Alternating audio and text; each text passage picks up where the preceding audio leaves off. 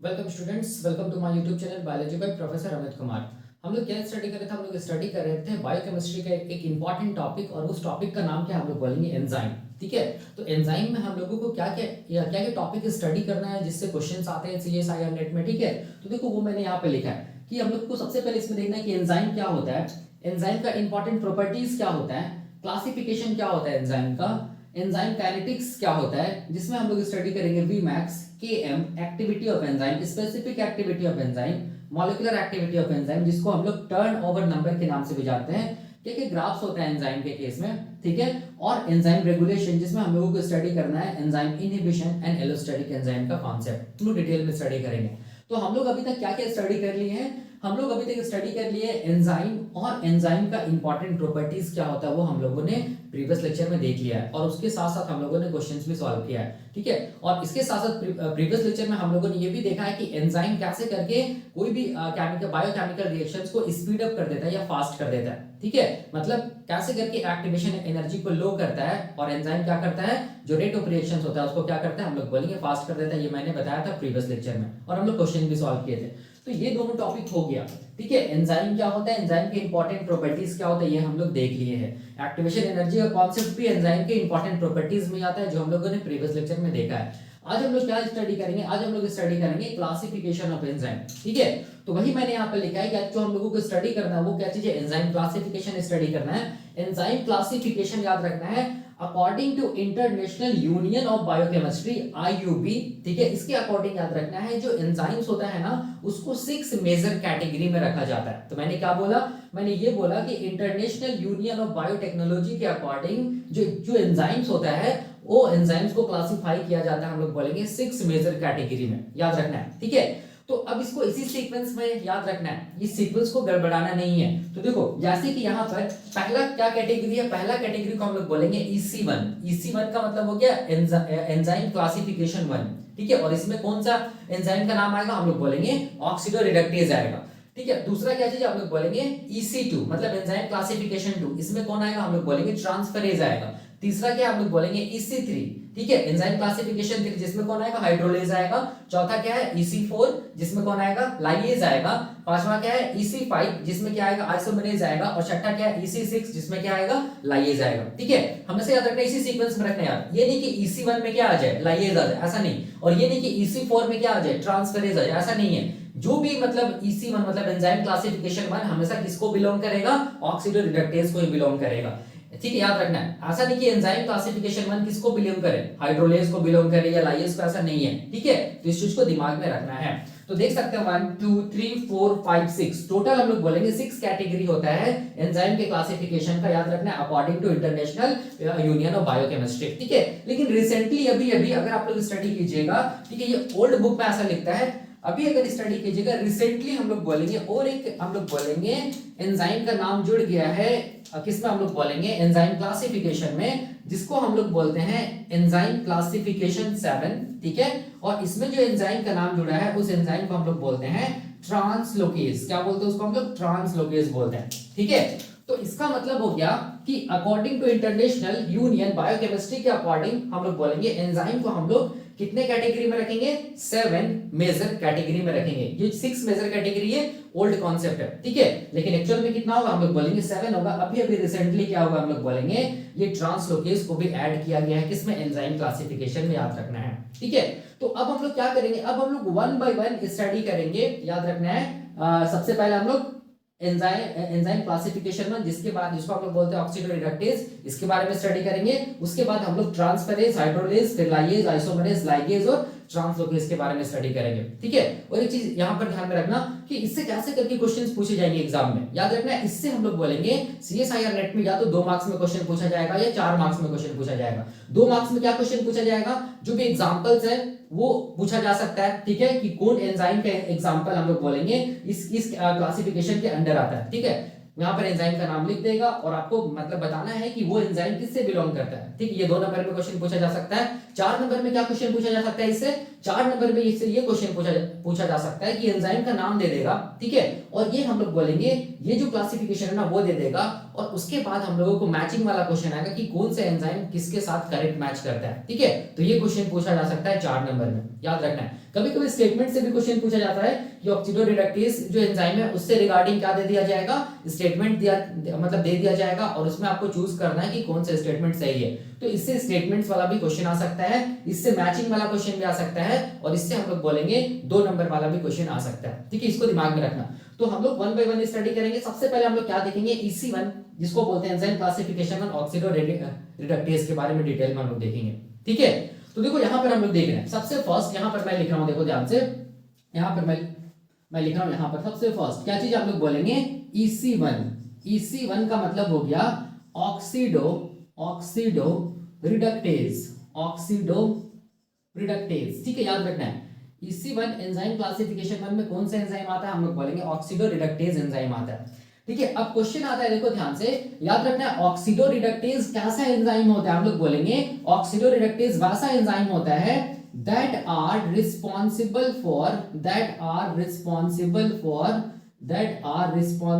for क्या चीज हम लोग बोलेंगे, oxidation and reduction reaction, oxidation and हम लोग बोलेंगे रिडक्शन रिएक्शन, मतलब वैसा एंजाइम जो क्या करवाएगा, हम लोग बोलेंगे ऑक्सीडेशन भी करवाएगा और रिडक्शन भी कराएगा किसी भी बायोकेमिकल रिएक्शन में, उसको वैसे एंजाइम को हम लोग क्या बोलेंगे, ऑक्सीडोरिडक्टेज बोलेंगे। जिसमें भी याद रखना है, जिस बायोकेमिकल रिएक्शन में ऑक्सीडेशन भी हो और रिडक्शन दोनों हो, ठीक है, वैसे रिएक्शन को हम लोग क्या बोलते हैं, वैसे रिएक्शन को हम लोग बोलते हैं रेडॉक्स रिएक्शन। याद रखना है, वैसे रिएक्शन को हम लोग क्या बोलेंगे, रेडॉक्स रिएक्शन बोलेंगे। इसका मतलब होगा कि ऑक्सीडोरिडक्टेज एंजाइम क्या चीज के लिए रिस्पॉन्सिबल होता है, हम लोग बोलेंगे ऑक्सीडेशन रिडक्शन रिएक्शन के लिए रिस्पॉन्सिबल होता है, या हम लोग बोल सकते हैं रेडॉक्स रिएक्शन को करवाने वाला जो एंजाइम्स होता है, उस एंजाइम्स को हम लोग क्या बोलते हैं, ऑक्सीडोरिडक्टेज बोलते हैं। ठीक है, नाम से ही लग रहा है। अब क्वेश्चन आता है कि यहां पर ये जो ऑक्सीडोरिडक्टेज जो एंजाइम है, ठीक है, वो कैसे करके हम लोग बोलेंगे ऑक्सीडेशन और रिडक्शन रिएक्शन करवाता है, मतलब ऑक्सीडेशन क्या होता है, रिडक्शन क्या होता है, इसको जानना पड़ेगा। तो देखो बहुत आसान है, क्या चीज है, अगर हम लोग बात करेंगे ऑक्सीडेशन का, ध्यान से देखना, बहुत आसान है। ठीक है, तो ऑक्सीडेशन का हम लोग डेफिनेशन 3 तरीके से बना सकते हैं। ठीक है, तो अगर मान लो कि कभी भी हम लोग बोलेंगे कि कोई भी एटम से, या हम लोग बोलेंगे कोई भी एलिमेंट से, या हम लोग बोलेंगे कोई भी मॉलिक्यूल से, ठीक है, अगर क्या हो, हम लोग बोलेंगे लॉस ऑफ इलेक्ट्रॉन्स हो। ठीक है, क्या हो, हम लोग बोलेंगे अगर लॉस ऑफ इलेक्ट्रॉन्स हो रहा है तो इसको हम लोग क्या बोलेंगे, ऑक्सीडेशन बोलेंगे। ठीक है, तो ये पहला डेफिनेशन है। दूसरा डेफिनेशन क्या चीज है, हम लोग बोलेंगे, दूसरा डेफिनेशन है ऑक्सीडेशन का, कि अगर मान लो हम लोग बोलेंगे क्या हो, अगर मान लो हम लोग बोलेंगे रिमूवल ऑफ, क्या हो, हम लोग बोलेंगे रिमूवल ऑफ हाइड्रोजन हो, ठीक है, कोई भी मॉलिक्यूल से या कोई भी कंपाउंड से, तो हम लोग क्या बोलेंगे, ऑक्सीडेशन हो रहा है। ठीक है, तीसरा हम लोग बोलेंगे डेफिनेशन क्या चीज है ऑक्सीडेशन का, कि अगर कोई भी कंपाउंड में हम लोग बोलेंगे, या हम लोग बोलेंगे कोई भी मॉलिक्यूल में क्या चीज हो, हम लोग बोलेंगे एडिशन हो, किसका, हम लोग बोलेंगे ऑक्सीजन का, तब भी हम लोग क्या बोलेंगे, ऑक्सीडेशन। ठीक है, तो ऑक्सीडेशन का 3 डेफिनेशन है, तीनों में से हम लोग बोलेंगे कोई भी हो, अगर इसको कौन करवा रहा है, हम लोग बोलेंगे कौन करवाएगा, हम लोग बोलेंगे ऑक्सीडोरिडक्टेज एंजाइम करवाएगा। ठीक है, याद रखना है। क्या मतलब है बताने का, देखो बताने का क्या मतलब है, लॉस ऑफ इलेक्ट्रॉन्स का मतलब क्या हो गया, देखो लॉस ऑफ इलेक्ट्रॉन्स का मतलब मान लो कि कोई एटम है या कोई एलिमेंट है, ठीक है, जिसके पास इलेक्ट्रॉन्स है, जिसको मैं ऐसे दिखा रहा हूं ऐसे करके, ठीक है, अगर इससे हम लोग बोलेंगे इलेक्ट्रॉन्स क्या हो जाए, हम लोग बोलेंगे लॉस हो जाए। ठीक है, लॉस हो जाए तो देखो ध्यान से, इलेक्ट्रॉन इससे हट गया, ठीक है, तो ये ऐसा दिखेगा, तब इसको हम लोग क्या बोलेंगे, तब हम लोग इसको बोलेंगे ऑक्सीडेशन, याद रखना है। ठीक है, सिमिलरली अगर देखो रिमूवल ऑफ हाइड्रोजन, मान लो हम लोग बोलेंगे, मान लो कोई मॉलिक्यूल है, मान लो जैसे कि मान लो AH एक मॉलिक्यूल है, ठीक है, ये हाइड्रोजन जुड़ा हुआ है A से, ठीक है, तो अब देखो अगर मान लो कि ये हाइड्रोजन क्या हो जाए, हम लोग बोलेंगे हट जाए। ठीक है, ये हाइड्रोजन क्या हो जाए, हट जाए, तब हम लोग क्या बोलेंगे, तब भी हम लोग बोलेंगे क्या चीज, हम लोग बोलेंगे ऑक्सीडेशन। ठीक है, removal of hydrogen. Addition of oxygen का मतलब क्या हो गया, मान लो कि कोई क्या चीज हम लोग बोलेंगे, मान लो कोई एटम है, ठीक है, इसमें क्या हो रहा है, हम लोग बोलेंगे ऑक्सीजन क्या हो रहा है, जाकर जुड़ रहा है, तो क्या बन रहा है, एक नया कंपाउंड बन रहा है, तो एडिशन ऑफ ऑक्सीजन हो रहा है, तो इसको भी हम लोग क्या बोलेंगे, इसको भी हम लोग बोलेंगे ऑक्सीडेशन। ठीक है, याद रखना ये ऑक्सीडेशन का डेफिनेशन है। तो फिर क्वेश्चन आता है रिडक्शन का डेफिनेशन क्या होगा, तो रिडक्शन का डेफिनेशन जस्ट ऑक्सीडेशन के रिवर्स होता है। ठीक है, तो ऑक्सीडेशन में क्या हुआ था, लॉस ऑफ इलेक्ट्रॉन्स हुआ था ना, तो रिडक्शन में क्या होगा, हम लोग बोलेंगे गेन ऑफ इलेक्ट्रॉन्स होगा। याद रखें क्या होगा, gain of electrons is known as reduction. ठीक है, रिमूवल ऑफ हाइड्रोजन हुआ था ना, तो यहां पर क्या होगा, हम लोग बोलेंगे एडिशन ऑफ हाइड्रोजन होगा।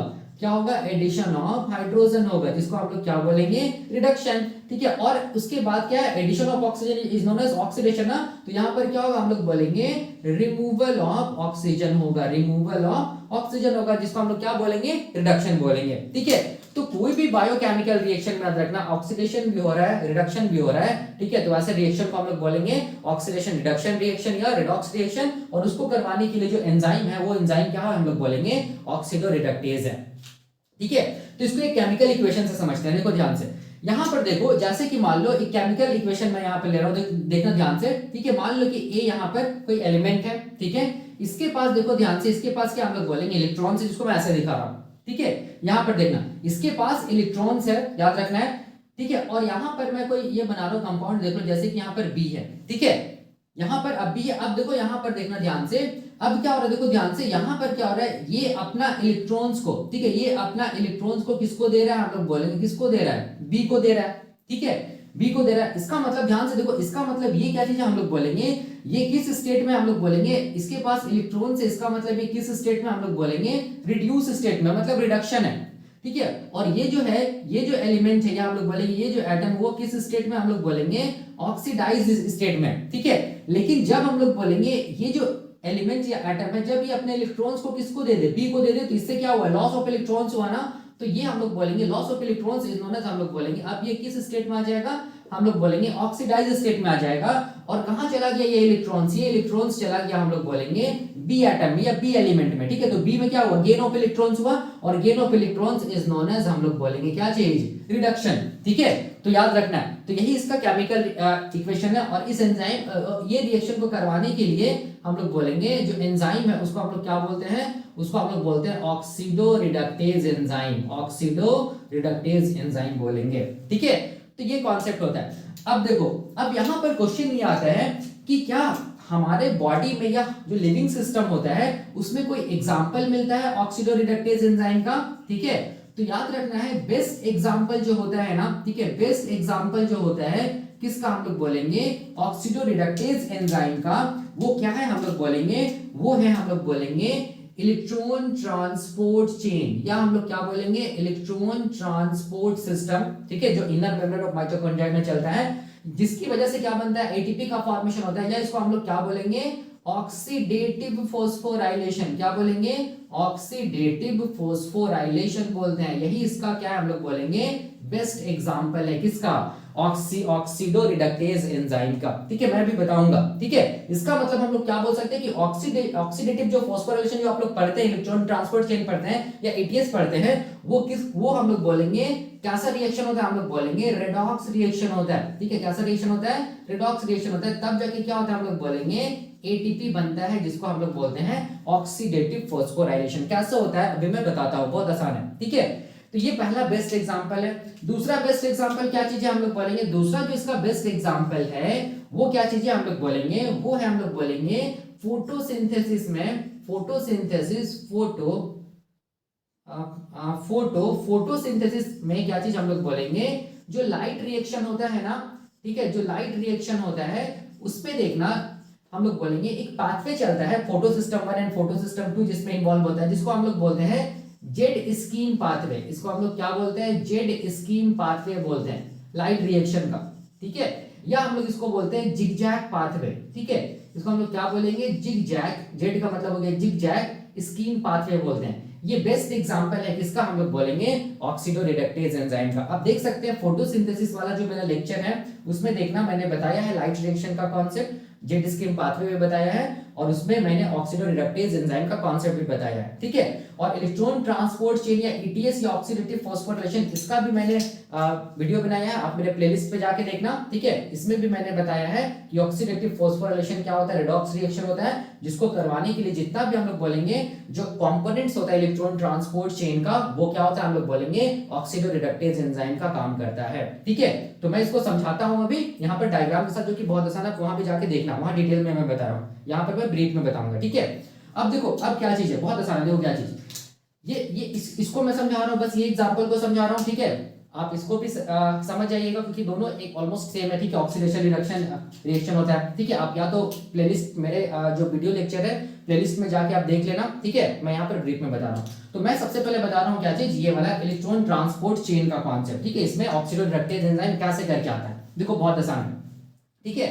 तो देखो यहाँ पर ध्यान से देखना, सबसे पहले तो ये चीज मतलब ये चीज ध्यान में रखो कि क्या चीज इलेक्ट्रॉन ट्रांसपोर्ट चेन कहां पर चलता है। हम लोग बोलेंगे इलेक्ट्रॉन ट्रांसपोर्ट चेन के चलता है, हम लोग बोलेंगे इनर मेम्ब्रेन ऑफ माइटोकॉन्ड्रिया में, ठीक है। इनर मेम्ब्रेन ऑफ हम लोग बोलेंगे माइटोकॉन्ड्रिया में चलता है, ठीक है। हम लोग ये जानते हैं। और electron inner membrane of mitochondria में क्या प्रेजेंट होता है, हम लोग बोलेंगे क्या ये होता है प्रेजेंट, इलेक्ट्रॉन को ट्रांसपोर्ट करने के लिए हम लोग बोलेंगे क्या प्रेजेंट होता है, हम लोग बोलेंगे कंपोनेंट ऑफ क्या चीज, कंपोनेंट ऑफ ईटीएस।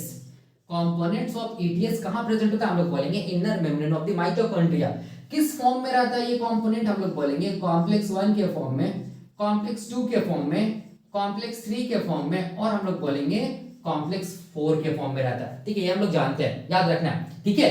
तो यहां पर ध्यान से देखना, यहां पर जो कॉम्प्लेक्स 1 है ना, ठीक है, ये कॉम्प्लेक्स 1 को हम लोग क्या बोलते हैं, मैं ऐसे लिख रहा हूं, कॉम्प्लेक्स 1 को हम लोग बोलते हैं NADH डिहाइड्रोजिनेज। इसको हम लोग क्या बोलते हैं, NADH डिहाइड्रोजिनेज बोलते हैं, ठीक है। जो कि प्रेजेंट होता है इनर मेम्ब्रेन ऑफ माइटोकॉन्ड्रिया, और ये कंपोनेंट होता है ETS का, जिसको हम लोग बोलते हैं कॉम्प्लेक्स 1।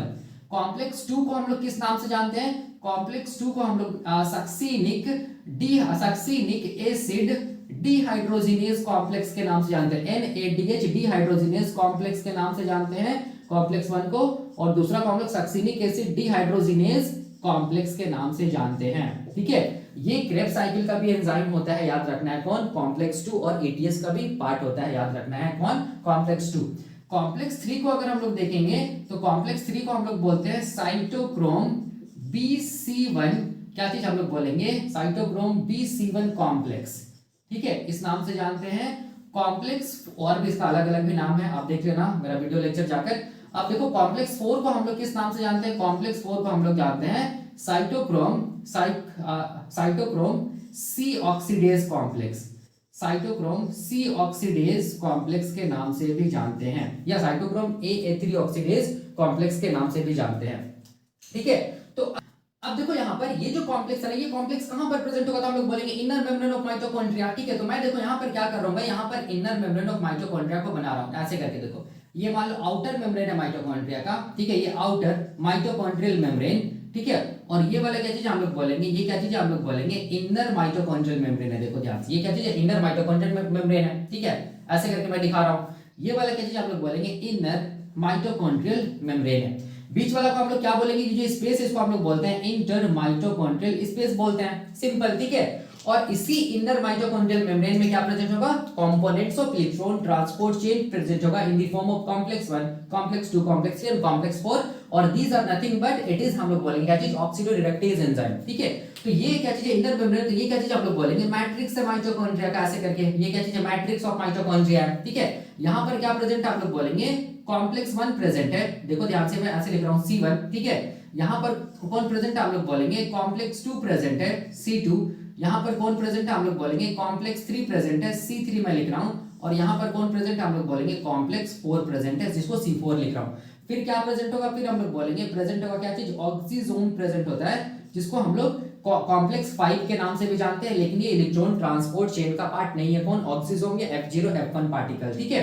तो अब ध्यान से देखो, अब बहुत आसान है, कॉम्प्लेक्स 1 को NADH डिहाइड्रोजिनेज एंजाइम कॉम्प्लेक्स बोल रहे हैं, कॉम्प्लेक्स 2 को succinic acid dehydrogenase enzyme complex बोल रहे हैं, कॉम्प्लेक्स 3 को साइटोक्रोम BC1 ये एंजाइम कॉम्प्लेक्स बोल रहे हैं, और कॉम्प्लेक्स 4 को साइटोक्रोम C ऑक्सीडेज कॉम्प्लेक्स या साइटोक्रोम AA3 ऑक्सीडेज कॉम्प्लेक्स बोल रहे हैं, ठीक है।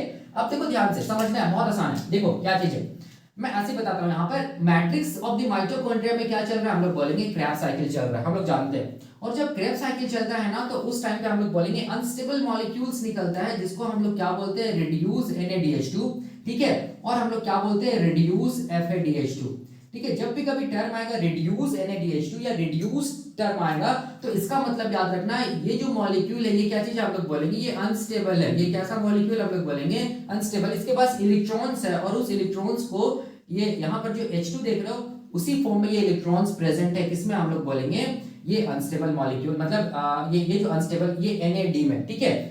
अब यहाँ पर देखो क्या चीज होता है, इसका मतलब क्या मैं ये बोला कि जब भी कभी NaDH2 आएगा या FADH2 आएगा, उसके पास एक्स्ट्रा इलेक्ट्रॉन्स है, वो अनस्टेबल मॉलिक्यूल है, याद रखना है। और क्रेब्स साइकिल के टाइम पे ये मॉलिक्यूल सब बनता है, जिसको हम लोग क्या बोलते हैं, NaDH2, reduce NaDH2 and FADH2। अब देखो ध्यान से, इसके पास क्या हम लोग बोलेंगे, इसकी अनस्टेबल, इसके पास इलेक्ट्रॉन्स है, किस फॉर्म में हम लोग बोलेंगे, H2 के फॉर्म में। इसके पास भी इलेक्ट्रॉन्स है, किस फॉर्म में हम लोग बोलेंगे, H2 के फॉर्म में। तो ये क्या चाहेगा, इलेक्ट्रॉन्स को किसी को देना, ठीक है। तो ये क्या चाहेगा, देखो ध्यान से, रिड्यूस NaDH2, याद रखना है, रिड्यूस NaDH2, यहां पर ध्यान देना, रिड्यूस NaDH2 अपने इलेक्ट्रॉन्स को किसको देगा, कॉम्प्लेक्स 1 को देगा ना, ठीक है, याद रखना, रिड्यूस NaDH2 अपने इलेक्ट्रॉन्स को देता है कॉम्प्लेक्स 1 को, ठीक है। तो जैसे ही रिड्यूस NaDH2 अपने इलेक्ट्रॉन्स को कॉम्प्लेक्स 1 को दिया, ठीक है, तो याद रखना है, तो रिड्यूस NaDH2 क्या हो जाएगा, हम लोग बोलेंगे इलेक्ट्रॉन्स का किससे, यहां पर इलेक्ट्रॉन्स का लॉस हुआ किससे, NaDH2 से, ठीक है। तो इसका मतलब लॉस ऑफ इलेक्ट्रॉन्स हुआ, मतलब ये जो रिड्यूस NaDH2 था वो क्या हो जाएगा, हम लोग बोलेंगे ऑक्सीडाइज हो जाएगा। तो ये हम लोग बोलेंगे NAD में क्या हो जाएगा, हम लोग बोलेंगे ऑक्सीडाइज हो जाएगा, ठीक है। और किसको रिड्यूस कर देगा, कॉम्प्लेक्स 1 के पास क्या चला गया, इलेक्ट्रॉन्स चला गया, इसका मतलब कॉम्प्लेक्स 1 क्या किया, गेन ऑफ इलेक्ट्रॉन्स किया, मतलब कॉम्प्लेक्स 1 क्या हो जाएगा, हम लोग बोलेंगे रिड्यूस हो जाएगा, ठीक है। Gain of electrons is known as reduction, मतलब कॉम्प्लेक्स 1 रिड्यूस हो जाएगा, ठीक है। तो अब यहां पर देखो ध्यान से, यहां पर समझना है, इसको मैं ऐसे दिखा रहा हूं, देखो ध्यान से, यहां पर इसको मैं ऐसे करके बना रहा हूं, ये कॉम्प्लेक्स 1 है, देखो इसको मैं ऐसे दिखा रहा हूं, यहां पर ये क्या चीज है, कॉम्प्लेक्स 1 है, ठीक है। यहां पर क्या हुआ, आप लोग बोलेंगे ये जो रिड्यूस NaDH2 है ना, ये रिड्यूस NaDH2 को अपना इलेक्ट्रॉन्स को किसको दे दिया, हम लोग बोलेंगे कॉम्प्लेक्स 1 को दे दिया। तो रिड्यूस NaDH2 पहले रिड्यूस था, अब इससे लॉस ऑफ इलेक्ट्रॉन्स हुआ, क्या हुआ, लॉस ऑफ इलेक्ट्रॉन्स हुआ, इसका मतलब रिड्यूस NaDH2 क्या हो गया, हम लोग बोलेंगे अब ऑक्सीडाइज हो गया, मतलब NAD में चेंज हो गया, loss of electrons is known as oxidation, ठीक है। तो ये ऑक्सीडाइज फॉर्म है, ठीक है, ये क्या चीज है, हम लोग बोलेंगे ये ऑक्सीडाइज फॉर्म है, याद रखना है। तो किसको रिड्यूस कर दिया, देखो ध्यान से, कॉम्प्लेक्स 1 में गेन ऑफ इलेक्ट्रॉन्स हुआ, तो कॉम्प्लेक्स 1 क्या हो गया, हम लोग बोलेंगे रिड्यूस हो गया, सिंपल, ठीक है। अब कॉम्प्लेक्स 1 क्या करेगा, रिड्यूस हो गया, मतलब कॉम्प्लेक्स 1 अनस्टेबल हो गया, तो कोई भी मतलब हम लोग बोलेंगे कोई भी मॉलिक्यूल या कोई भी एटम या कोई भी मतलब ये क्या बोल सब्सटेंस क्या चाहेगा, हम लोग बोलेंगे स्टेबिलिटी चाहेगा।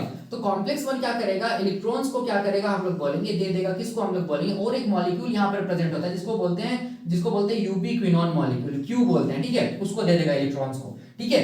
तो कॉम्प्लेक्स 1 से फिर क्या हुआ, हम लोग बोलेंगे लॉस ऑफ इलेक्ट्रॉन्स हुआ, फिर क्या हुआ, कॉम्प्लेक्स 1 से लॉस ऑफ इलेक्ट्रॉन्स हुआ, इसका मतलब क्या हुआ, हम लोग बोलेंगे ऑक्सीडेशन रिडक्शन दोनों हुआ, किसमें, कॉम्प्लेक्स 1 में, ठीक है। अब इलेक्ट्रॉन्स किस में चला गया, क्यू मॉलिक्यूल में चला गया, तो क्यू मॉलिक्यूल में क्या हुआ, गेन ऑफ इलेक्ट्रॉन्स हुआ, मतलब क्यू जो मॉलिक्यूल है वो क्या हो गया, हम लोग बोलेंगे फिर से क्या हो गया, gain of electrons is known as reduction. तो ये क्या हो गया, हम लोग बोलेंगे रिड्यूस हो गया, जिसको हम लोग QH2 के फॉर्म में बताते हैं या यूबिक्विनोल के फॉर्म में बताते हैं। ये वाला फॉर्म क्या चीज है, यूबिक्विनोल है, अनस्टेबल फॉर्म है, ठीक है। अब ये यूबिक्विनोल मॉलिक्यूल ये जो लिपिड मेम्ब्रेन है उसमें फ्लोट करते करते कहां तक पहुंचेगा, हम लोग बोलेंगे कॉम्प्लेक्स 3 तक पहुंचेगा, ठीक है। और ये अपने इलेक्ट्रॉन्स को किसको दे देगा, कॉम्प्लेक्स 3 को दे देगा, ठीक है। तो लॉस ऑफ इलेक्ट्रॉन्स किससे हुआ, यूबिक्विनोल से लॉस ऑफ इलेक्ट्रॉन्स हुआ, इसका मतलब यूबिक्विनोल क्या हो गया, फिर से हम लोग बोलेंगे ऑक्सीडाइज हो गया, क्यू फॉर्म में आ गया, सिंपल। किसमें गेन ऑफ इलेक्ट्रॉन्स हुआ, कॉम्प्लेक्स 3 में गेन ऑफ इलेक्ट्रॉन्स हुआ, मतलब गेन ऑफ इलेक्ट्रॉन्स कॉम्प्लेक्स 3 में होता है, इसका मतलब कॉम्प्लेक्स 3 क्या हुआ, हम लोग बोलेंगे फिर से क्या हो गया, हम लोग बोलेंगे रिड्यूस हो गया, ठीक है। अब ये कॉम्प्लेक्स 3 से इलेक्ट्रॉन्स कहां जाएगा, हम लोग बोलेंगे कॉम्प्लेक्स 4 में जाएगा, ठीक है। तो किससे लॉस हुआ इलेक्ट्रॉन्स का, हम लोग बोलेंगे कॉम्प्लेक्स 3 से फिर लॉस हुआ इलेक्ट्रॉन्स का, और कौन गेन किया, हम लोग बोलेंगे इलेक्ट्रॉन्स को, कॉम्प्लेक्स 4 क्या हुआ, हम लोग बोलेंगे इलेक्ट्रॉन्स को गेन किया, ठीक है। तो गेन ऑफ इलेक्ट्रॉन्स हम लोग बोलेंगे इज नोन एज क्या चीज, हम लोग बोलेंगे रिडक्शन। तो फिर ये कॉम्प्लेक्स 4 क्या हो गया, रिड्यूस हो गया, और कॉम्प्लेक्स 3 क्या हो गया, ऑक्सीडाइज हो गया। अब फिर से हम लोग बोलेंगे ये कॉम्प्लेक्स 3 इलेक्ट्रॉन्स को किसको देगा, हम लोग बोलेंगे ऑक्सीजन को देगा, ठीक है। तो कॉम्प्लेक्स 4 क्या हो जाएगा, हम लोग बोलेंगे फिर से हम लोग बोलेंगे लॉस हुआ कॉम्प्लेक्स 4 से इलेक्ट्रॉन्स, तो कॉम्प्लेक्स 4 क्या हो जाएगा, हम लोग बोलेंगे ऑक्सीडाइज हो जाएगा, मतलब फिर से स्टेबल हो जाएगा, ठीक है। तो ध्यान से देखो यहाँ पर क्या हो रहा है, ऑक्सीडेशन रिडक्शन हो रहा है, मतलब ऑक्सीडेशन भी हो रहा है, रिडक्शन भी हो रहा है, किसमें, हम लोग बोलेंगे ये जो कंपोनेंट्स ऑफ ETS है उसमें ऑक्सीडेशन और रिडक्शन हो रहा है, इसीलिए कंपोनेंट्स ऑफ ETS को हम लोग क्या बोलते हैं, ऑक्सीडो रिडक्टेज एंजाइम कॉम्प्लेक्स बोलते हैं, ऑक्सीडो रिडक्टेज बोलते हैं, ऑक्सीडो रिडक्टेज बोलते हैं, याद रखना है, ठीक है। कॉम्प्लेक्स 1, कॉम्प्लेक्स 2, कॉम्प्लेक्स 3, कॉम्प्लेक्स 4 को, ठीक है। उसी तरह हम लोग बोलेंगे जो रिड्यूस FADH2 है ना, वो अपने इलेक्ट्रॉन्स को किसको देगा, कॉम्प्लेक्स 2 को देगा, ठीक है। तो किससे लॉस हुआ इलेक्ट्रॉन्स का, FADH2 से लॉस हुआ, ठीक है। इसका मतलब ये क्या हो जाएगा, ऑक्सीडाइज हो जाएगा, किसको रिड्यूस कर देगा, कॉम्प्लेक्स 2 को, क्योंकि कॉम्प्लेक्स 2 में क्या हुआ, इलेक्ट्रॉन्स का गेन हुआ, ठीक है। अब उसी तरह हम लोग बोलेंगे कॉम्प्लेक्स 2 से फिर हम लोग बोलेंगे इलेक्ट्रॉन्स कहां जाएगा, यूबिक्विनोल मॉलिक्यूल क्यू में जाएगा और यूबिक्विनोल मॉलिक्यूल क्या हो जाएगा, हम लोग बोलेंगे यूबिक्विनोल में चेंज हो जाएगा, मतलब गेन ऑफ इलेक्ट्रॉन्स हुआ। इसी तरह हम लोग बोलेंगे सेम चलता चला जाएगा, मतलब ऑक्सीडेशन भी हो रहा है, रिडक्शन भी हो रहा है, ऑक्सीडेशन भी हो रहा है, रिडक्शन भी हो रहा है। इसीलिए हम लोग बोलते हैं ये जो इलेक्ट्रॉन ट्रांसपोर्ट चेन है ना, उसको हम लोग बोलते हैं रेडॉक्स रिएक्शन होता है ये, ठीक है। और इसी रेडॉक्स रिएक्शन के होने के कारण क्या होता है, हम लोग बोलेंगे एटीपी का फॉर्मेशन होता है in the matrix of mitochondria, जिसको हम लोग क्या बोलते हैं, जिसको हम लोग बोलते हैं ऑक्सीडेटिव फॉस्फोराइलेशन बोलते हैं, ठीक है। तो इसका मतलब oxidative phosphorylation is nothing but it is a redox reaction, या हम लोग बोल सकते हैं ऑक्सीडेशन रिडक्शन रिएक्शन, ठीक है। तो यही इसका एग्जांपल है, किसका हम लोग बोलेंगे ऑक्सीडोरिडक्टेज एंजाइम का एग्जांपल, सबसे बेस्ट एग्जांपल यही है। सिमिलरली फोटोसिंथेसिस में भी आप देखना जेड स्केम पाथवे में भी क्या हो रहा है, इलेक्ट्रॉन्स का क्या हो रहा है, हम लोग बोलेंगे ट्रांसपोर्ट हो रहा है। तो एक मॉलिक्यूल इलेक्ट्रॉन्स को ले रहा है, दूसरा फिर वो क्या करे, इलेक्ट्रॉन्स को लेने के बाद क्या हो रहा है, रिड्यूस हो जा रहा है, फिर वो इलेक्ट्रॉन्स को दे रहा है अगला मॉलिक्यूल को, तो इसका मतलब वो मॉलिक्यूल फिर से ऑक्सीडाइज हो रहा है, मतलब ऑक्सीडेशन रिडक्शन रिएक्शन होता चला जा रहा है, ठीक है। तो बेस्ट एग्जांपल हम लोग बोलेंगे किसका, ऑक्सीडोरिडक्टेज एंजाइम का, क्या क्या, इलेक्ट्रॉन ट्रांसपोर्ट चेन या ऑक्सीडेटिव फॉस्फोराइलेशन, या हम लोग बोल सकते हैं फोटोसिंथेसिस में जो लाइट रिएक्शन होता है जेड स्कीम पाथवे जिसको बोलते हैं, वो बेस्ट एग्जांपल है, ठीक है। तो ये खत्म हुआ, हम लोग बोलेंगे क्या चीज, ऑक्सीडोरिडक्टेज एंजाइम का कॉन्सेप्ट। और एक चीज देखो यहाँ पर मैं बताना चाहता हूँ, यहाँ पर मैं थोड़ा मिटाता हूँ उसके बाद मैं बताता हूँ, क्योंकि ऑक्सीडोरिडक्टेज एंजाइम का भी हम लोग बोलेंगे फर्दर क्लासिफिकेशन, वो मैं बताता हूँ, ठीक है। यहाँ पर देखो, यहाँ पर याद रखना है ऑक्सीडोरिडक्टेज एंजाइम का फर्दर ये क्या चीज हम लोग बोलेंगे सब क्लास है, ठीक है। तो ये पहला हम लोग बोलेंगे सब क्लास है ऑक्सीडोरिडक्टेज का, जिसका हम लोग बोलेंगे जिसमें कौन आता है, हम लोग बोलेंगे ऑक्सीडेज आता है। दूसरा जो सब क्लास है उसमें कौन आता है, डिहाइड्रोजिनेज आता है। तीसरा जो सब क्लास होता है ऑक्सीडोरिडक्टेज एंजाइम का, उसमें कौन आता है, पेरोक्सीडेज आता है।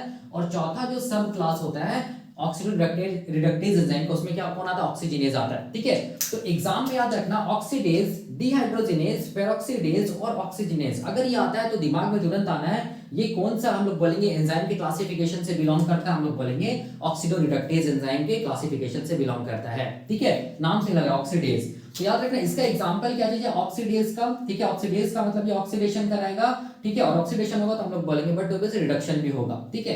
तो इसका सबसे अच्छा एग्जांपल क्या हम लोग बोलेंगे, कॉम्प्लेक्स 4 ऑफ ETS, तो इसको हम लोग क्या बोलते हैं, कॉम्प्लेक्स 4 ऑफ ETS को हम लोग साइटोक्रोम क्या बोलते हैं, cytochrome C oxidase complex, cytochrome C oxidase complex बोलते हैं। इसका बेस्ट एग्जांपल है किसका, हम लोग बोलेंगे ऑक्सीडेज एंजाइम का, ठीक है, जिसको हम लोग कॉम्प्लेक्स 4 के नाम से भी जानते हैं, ठीक है। और ये कॉम्प्लेक्स 4 क्या करता है, याद करो, ये कॉम्प्लेक्स 4 क्या करता है, ध्यान से देखना, ये ऑक्सीडेज जो है ना, ये ऑक्सीडेज क्या करेगा, हम लोग बोलेंगे इलेक्ट्रॉन्स को, ये ऑक्सीडेज क्या करेगा, हम लोग बोलेंगे इलेक्ट्रॉन्स को, हम लोग बोलेंगे क्या करेगा, इलेक्ट्रॉन्स को ट्रांसपोर्ट करेगा, किसमें, हम लोग बोलेंगे ऑक्सीजन मॉलिक्यूल में, ठीक है। मतलब यहां पर ऑक्सीजन मॉलिक्यूल क्या करेगा, हम लोग बोलेंगे ऑक्सीजन मॉलिक्यूल में क्या होगा, गेन ऑफ इलेक्ट्रॉन्स होगा, ठीक है। इसका मतलब ऑक्सीजन मॉलिक्यूल में अगर गेन ऑफ इलेक्ट्रॉन्स होगा, मतलब ऑक्सीजन मॉलिक्यूल क्या होगा, रिड्यूस हो जाएगा, ठीक है। और ये किससे इलेक्ट्रॉन्स को ट्रांसपोर्ट करेगा ऑक्सीडेज, तो सबस्ट्रेट से करेगा, ठीक है। मान लो ये यहाँ पर कोई सबस्ट्रेट S है, ठीक है,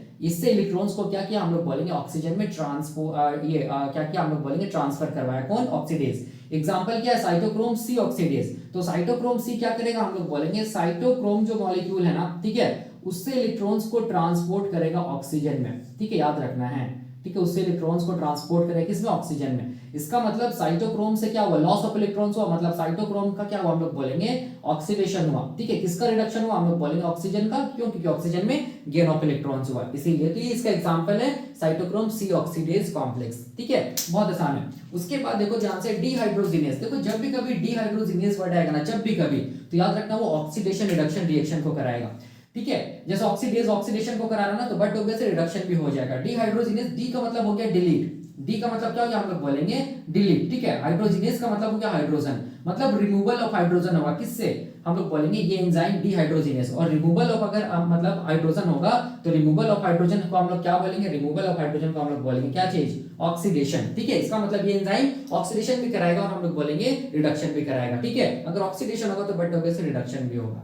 तो जिसका एग्जांपल क्या चीज हम लोग बोलेंगे, डिहाइड्रोजिनेज के एग्जांपल तो बहुत सारा है, ठीक है, बहुत सारा एग्जांपल है, याद रखना है। जैसे आप ग्लाइकोलाइसिस में देखना, ग्लाइकोलाइसिस का जो स्टेप नंबर 6 है ना, ग्लाइकोलाइसिस, ठीक है, ग्लाइकोलाइसिस के स्टेप नंबर 6 पे देखना डिहाइड्रोजिनेज एंजाइम लगा है, ठीक है। सिमिलरली आप अगर आप अगर ये क्रेब्स साइकिल स्टडी कीजिएगा तो क्रेब्स साइकिल में भी हम लोग बोलेंगे डिहाइड्रोजिनेज एंजाइम लगता है, ठीक है। उसके बाद अगर हम लोग स्टडी करेंगे क्या चीज, अगर हम लोग स्टडी करेंगे ये क्या बोलते हैं एसिटाइल कोएंजाइम फॉर्मेशन या लिंक रिएक्शन, ठीक है। लिंक रिएक्शन स्टडी कीजिएगा उसमें भी डिहाइड्रोजिनेज एंजाइम कॉम्प्लेक्स लगता है, ठीक है। तो ये सब क्या चीजें हम लोग बोलेंगे। और हाँ, अगर हम लोग इलेक्ट्रॉन ट्रांसपोर्ट चेन के बारे में बात करेंगे, सिस्टम के बारे में बात करेंगे, तो जो कॉम्प्लेक्स 1 है ना, वो कॉम्प्लेक्स 1 को हम लोग क्या बोलेंगे NADH डिहाइड्रोजिनेज एंजाइम कॉम्प्लेक्स, ठीक है। तो ये सब एग्जांपल है किसका, हम लोग बोलेंगे डिहाइड्रोजिनेज एंजाइम का एग्जांपल है, ठीक है, जो कि बहुत आसान है, ठीक है। तो अब इसका मतलब हम लोग को ये समझ में आता है जहां जहां डिहाइड्रोजिनेज एंजाइम लगेगा वहां वहां क्या होगा, ऑक्सीडेशन और रिडक्शन होगा, याद रखना है, ठीक है। अब देखो यहाँ पर, अब अगला एंजाइम क्या हम लोग बोलेंगे पेरोक्सीडेज, किसका सब क्लास है, हम लोग बोलेंगे ऑक्सीडो रिडक्टेज एंजाइम का। देखो पेरोक्सीडेज एंजाइम में बस इतना याद रखना कि यहाँ पर हम लोग बोलेंगे जो इलेक्ट्रॉन एक्सेप्टर मॉलिक्यूल होता है ना, वो कौन होता है, हम लोग बोलेंगे हाइड्रोजन पेरोक्साइड, ठीक है, इस चीज को याद रखना। और इसका एग्जाम्पल क्या है, देखो ध्यान से, इओसिनोफिल पेरोक्सीडेज EPO बोलते हैं, यूटेराइन पेरोक्सीडेज जिसको UPO बोलेंगे, स्लाइवरी पेरोक्सीडेज जिसको SPO बोलेंगे, थायराइड पेरोक्सीडेज जिसको हम लोग TPO बोलेंगे, ठीक है। और क्या चीज बचा, हॉर्स रेडिस पेरोक्सीडेज जिसको हम लोग HRP बोलेंगे। तो ये सब एग्जांपल है किसका, हम लोग बोलेंगे पेरोक्सीडेज एंजाइम का, ठीक है। अब लास्ट क्या बचा, हम लोग बोलेंगे ऑक्सीजनेज। जब भी कभी टर्म आएगा ऑक्सीजनेज तो याद रखना ये क्या करेगा, ऑक्सीजन को ऐड कराएगा सबस्ट्रेट मॉलिक्यूल में, और addition of substrate is known as oxidation. इसका मतलब ये भी ऑक्सीजनेज हम लोग बोलेंगे किस कैटेगरी में आएगा, ऑक्सीडो रिडक्टेज एंजाइम की कैटेगरी में आएगा, ठीक है। तो ऐसा कोई एग्जांपल है तो हम लोग बोलेंगे बिल्कुल ऐसा एग्जांपल है, एग्जांपल याद रखना रुबिस्को एंजाइम, रुबिस्को, ठीक है। तो यहाँ पर रुबिस्को का फुल फॉर्म क्या था, याद करो, रुबिस्को का फुल फॉर्म था रिबुलोज बिसफॉस्फेट रुबिलोज बिसफॉस्फेट, ठीक है। बिसफॉस्फेट क्या चीज है, सी का मतलब क्या हो गया, हम लोग बोलेंगे कार्बोक्सिलेज डैश, ओ का मतलब क्या हो गया ऑक्सीजनेज, ओ का मतलब क्या हो गया ऑक्सीजनेज, ठीक है। तो देख सकते हैं यहाँ पर ऑक्सीजनेज आ रहा है, ठीक है। तो याद रखना है ये भी रुबिस्को एंजाइम क्या चीज में हेल्प करेगा, हम लोग बोलेंगे ऑक्सीडेशन रिडक्शन में हेल्प करेगा, ठीक है। तो ये हम लोग बोलेंगे क्या चीज, ऑक्सीडो रिडक्टेज एंजाइम का कॉम्प्लेक्स है। तो आप नाम सब बस याद रखना, ठीक है, क्योंकि एग्जाम में मैचिंग वाला क्वेश्चन पूछ सकते हैं, स्टेटमेंट वाला क्वेश्चन पूछ सकता है, ठीक है, एग्जांपल्स भी पूछ सकता है। तो ऑक्सीडो रिडक्टेज एंजाइम ये पहला क्लास था, ठीक है। और सब क्लास क्या चीज, ऑक्सीडो रिडक्टेज एंजाइम का ऑक्सीडेज, डिहाइड्रोजिनेज, पेरोक्सीडेज एंड हम लोग बोलेंगे ऑक्सीजनेज, ठीक है। तो ये पहला जो क्लास है ऑक्सीडो रिडक्टेज एंजाइम की खत्म होता है। अब हम लोग क्या देखेंगे, अब हम लोग देखेंगे EC2 मतलब एंजाइम क्लासिफिकेशन 2 जिसको हम लोग बोलते हैं ट्रांसफेरेज, वो क्या होता है इसका कॉन्सेप्ट देखेंगे, ठीक है।